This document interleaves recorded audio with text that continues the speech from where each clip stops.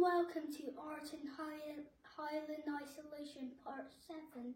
I'm the junior curator and I'll just hand you over to my dad, the Big Cheese. Enter the Big Cheese stage left. Thank you for that, junior curator, cheeky chappy. Today we're changing gear and looking at an older painting. It looks a rather dry portrait at first sight, so let me put it into context. The artist is Sir John Baptiste de Medina, to give him his full name, and his dates were 1659 to 1710. At that time in Scotland, there was no native tradition of painting, and much the same in London. Most of the artists were immigrant artists from the Low Countries, Flemish and Huguenots, and this is very true in Scotland. Many of the institutions that became major in 18th century Scotland were actually created in the second half of the 17th century. So institutions like the Advocates' Library, the College of Physicians, the Royal Physic Gardens, which became the Royal Botanic Gardens, the Bank of Scotland, it was formed in 1695, the Church of Scotland was established.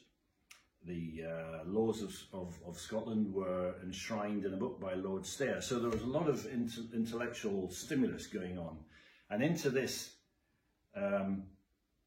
great, I suppose, moment of energy, Medina came because the intelligentsia wanted to have their portraits painted.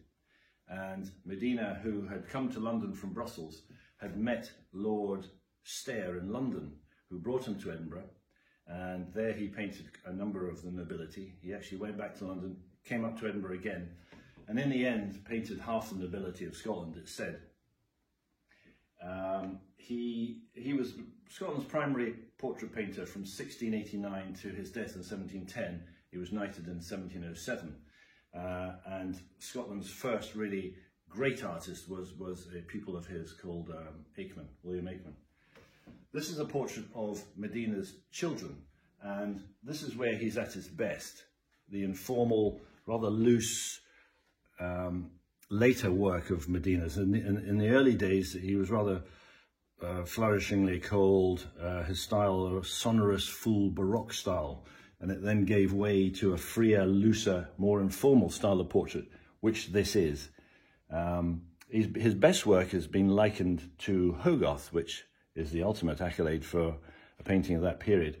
And this actual painting has been described by leading authority as the outstanding work of the last 2 decades of the Stuart Age in Scotland. So it's a very important painting.